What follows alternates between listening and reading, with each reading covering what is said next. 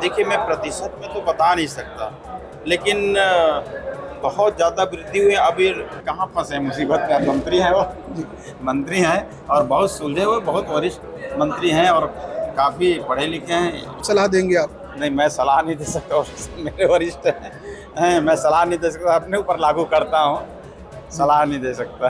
नमस्कार, आपका स्वागत है। मैं मनीष सरन, छत्तीसगढ़ तक में आज हम जिन शख्सियत से चर्चा करने वाले हैं उनके बारे में कहा जाता है एक दो नहीं बल्कि तीन मंत्रियों के पीए रहे हैं और आज खुद मंत्री हैं। ऐसे व्यक्ति जो खुद मंत्रियों को सलाह देते थे, आज जब खुद मंत्री हैं, मेरे को लगता है कि इंटरनल जो आपको खुद का फीडबैक भी मिलता होगा।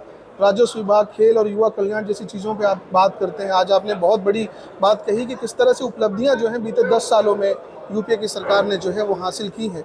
संक्षिप्त में सवाल ये है कि क्या युवाओं के लिए रोजगार के अवसर बढ़े हैं, और बढ़े हैं तो कितने प्रतिशत?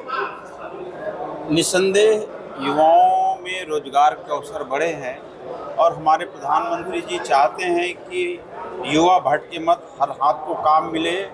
उसके लिए बड़ी बड़ी योजनाएं ला रहे हैं, जैसे विश्वकर्मा योजना है, उसमें छोटे छोटे तबके के लोग हैं, उनको आत्मनिर्भर बनाने के लिए, उनके आत्मसम्मान को बढ़ाने के लिए उसमें बहुत सारी स्कीमें हैं, जन धन है। और आज मोदी जी की योजनाओं को पढ़ने की जरूरत है।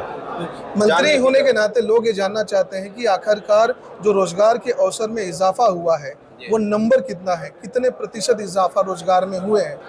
देखिए, मैं प्रतिशत में तो बता नहीं सकता, लेकिन बहुत ज़्यादा वृद्धि हुई है। अभी हमारे जो युवा हैं उनसे मैं वही आग्रह करूँ कि हमारी सरकार की योजनाओं को पढ़े और वो योजनाओं का लाभ लें और खुद का अपना रोजगार पैदा करें, किसी के सामने हाथ फैलाना। आज जब आप चर्चा कर रहे थे पत्रकारों के साथ, हमने देखा कि कुछ सवाल जो आपके लिए पूछे गए थे, आपके पार्टी के प्रवक्ताओं ने भी उनका जवाब दिया। क्यों ऐसा लगता है कि जो बीजेपी है वो पोलराइज करके पार्टियों को या जातिगत समीकरणों पर जो है चुनाव लड़ना चाहती है, ना कि मुद्दों पर? नहीं, देखिए, जातिगत आधार पर तो चुनाव लड़ा नहीं जा सकता और भारतीय जनता पार्टी जातिगत के आधार पर चुनाव नहीं लड़ती है। पार्टी का एक ही ये रहता है कि ये विनिंग कैंडिडेट कौन हो सकता है, कौन सीट को निकाल सकता है, उसके आधार पे वहाँ पे उनको प्रत्याशी बनाते हैं। आपकी अपनी चुनौती क्या होती जब आप राजस्व मंत्री हैं? सबसे ज़्यादा जो है रिसोर्स आपके पास है निकालने के लिए, टैक्सेस निकालने के लिए। सबसे ज़्यादा अव्यवस्था जो है राजस्व विभाग में फैला हुआ है। आपने कहा था कि जब मैं मंत्री बनूंगा और पहली बैठक लूंगा, व्यवस्था सुधारना शुरू कर दूंगा। कितनी व्यवस्थाएं सुधर गई? देखिए, जो भ्रम बना हुआ है और सही भी है कि राजस्व विभाग से लोग थोड़ा सा कि भाई ये विभाग अच्छा नहीं है, यहाँ पे गड़बड़िया बहुत है, बहुत चक्कर काटना पड़ता है छोटे से सुधार के लिए। तो इसमें हमने विधानसभा में एक संशोधन लाए हैं कि जो त्रुटि सुधार, जो पावर को एसडीएम को ट्रांसफ़र कर दिए थे कि भाई छोटे मात्रात्मक त्रुटि है नाम में, पिता के नाम में, वल्द में, तो ये नाम को फिर से सुधारने का अधिकार हमने तहसीलदार को दिया है। आपको बता दें कि मंत्री महोदय जो है एलएलबी की पढ़ाई कर चुके हैं और लगातार जो है सरकारी स्कूलों का भी उनका अनुभव रहा है, क्योंकि आप इसी मातृभूमि से जुड़े हुए हैं, छत्तीसगढ़ी को समझते हैं। आपको लगता है कि इस तरह के निर्णय जो है वो फटाफट लिए जाने चाहिए आपकी नई सरकार में? पिछले 15 साल की सरकार में जब भारतीय जनता पार्टी की थी 18 के पहले, तब देखा गया था कि राजस्व के मामलों को जो है इसी तरह से लेंदी बना के रखा गया था। लोग परेशान होते हैं। जो तकलीफ आपके लिए मामूली है, जनता के लिए प्राण घातक हो जाती है। लोग जो है वो सुसाइड करने को भी तैयार हो जाते हैं। देखिए, अब नए नए तकनीक का उपयोग कर रहे हैं, जियो रेफरेंसिंग और ड्रोन के माध्यम से सर्वे, और इसमें कुछ और अच्छा करना चाह रहे हैं हम। जैसे हमारा आधार कार्ड आता है, आधार कार्ड से बहुत सारी जानकारियाँ मिल जाती है, तो उसमें हम एक अध्ययन करना चाह रहे हैं। अध्ययन करने के बाद एक किसानों का जो, जिसको हम ऋण पुस्तिका कहते हैं, उसके जगह में एक कार्ड बने, कार्ड में उसका सारा चीज़ आ जाए कि उसको बार बार आय प्रमाण पत्र, जाति प्रमाण पत्र बनवाना ना पड़े, उसमें उनके परिवार का पूरा डिटेल आ जाए। ऐसा कुछ तकनीक हम दूसरे स्टेट में जा करके अध्ययन करेंगे और इनको फिर हम इस पे काम करेंगे।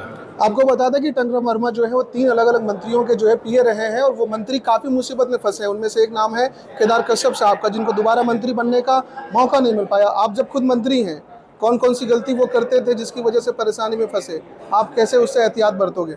नहीं, कहाँ फंसे हैं मुसीबत में, मंत्री हैं वो मंत्री हैं और बहुत सुलझे हुए, बहुत वरिष्ठ मंत्री हैं और काफ़ी पढ़े लिखे हैं, योग्य हैं। पिछली सरकार जब उनकी थी तब काफ़ी गड़बड़ी हो रही थी, उनकी पत्नी का भी नाम जो है उछला था इस लिहाज से कि क्यों जो है गलत तरीके से परीक्षाएं लेते हैं। आप उनके पीए रहे हैं, आपको लगता है कि मंत्रियों को ज़्यादा एहतियात से रहना चाहिए? आप अपने लिए कौन सा एहतियात बरतते हैं? देखिए, मैं तो बहुत छोटा कार्य करता हूँ और जो जिम्मेदारी दी है उस जिम्मेदारी को बहुत बखूबी से निभाऊं और जो पार्टी ने भरोसा किया उस पर खरा उतरूं, बस यही मैं चिंता करता हूं और मेरी कोशिश रहेगी कि मैं ईमानदारी के साथ अच्छा से अच्छा काम करूं। एक अंतिम सवाल हमारा ये है कि बतौर मंत्री जो आपका रुतबा है या जो बॉडी लैंग्वेज है, जो ओरा होना चाहिए, वो कहीं लगता है कि बहुत जेन्युइन पर्सन, इजी अप्रोच में है, इसका फ़ायदा मिलता है और भविष्य में इसका कुछ नुकसान भी हो सकता है? देखिए, मैं बहुत सामान्य कार्य करता हूँ, सामान्य रूप से रहता हूँ और काम काज करने में समझौता नहीं करता हूँ। यही वजह है कि अधिकारियों के बीच, खासकर जो एडमिनिस्ट्रेशन के लोग हैं, उनके बीच आपका टेरर बना हुआ है? नहीं, आप जैसा भी कहिए, लेकिन मैं काम के साथ समझौता नहीं करता हूँ। नियम कानून का पालन होना चाहिए, अनुशासन होना चाहिए, मर्यादा में रहना चाहिए। मैं अपने लिए भी उसको रखता हूँ और दूसरे के लिए भी। दूसरे मंत्री हैं आपके पहले अलग अलग विभाग में, उनको भी इसी तरह की पॉलिसी अडॉप्ट करने के लिए सलाह देंगे आप? नहीं, मैं सलाह नहीं दे सकता, और मेरे वरिष्ठ हैं, मैं सलाह नहीं दे सकता, अपने ऊपर लागू करता हूँ, सलाह नहीं दे सकता। तो आप थे टंकराम वर्मा जी, जिन्होंने बहुत ही जो है साफगोही से बात की और बताया कि कैसे जो है सिंप्लिसिटी या साफगोही जो है उनको बचाती है, स्ट्रेटजी का हिस्सा भी उनका है। बतौर मंत्री वो इतने इजी अप्रोच में है, जाहिर सी बात है कि राजनीति की कोठरी में जहाँ कालिख ज़्यादा है, वहाँ ऐसे सामान्य लोग या इजी पर्सन जो हैं आसानी से जो है काउंटर हो जाते हैं। इस बात की परवाह किए बगैर वो जो है एक जेन्युइन नेता बनने की, एक खालिश या असली नेता बनने की, मंत्री बनने की कोशिश में है। आप सभी का सहयोग भी उनको चाहिए होगा और हम भी उनके बेहतर भविष्य की कामना करते हैं। आपको धन्यवाद हमसे चर्चा करने के लिए। हालांकि उन्होंने कई ऐसी बातें बोली हैं जो सरकार के लिए जो है सोचने का विषय होगा। कैमरा पर्सन इम्तियाज के साथ मनीष सरन, छत्तीसगढ़ तक, बिलासपुर।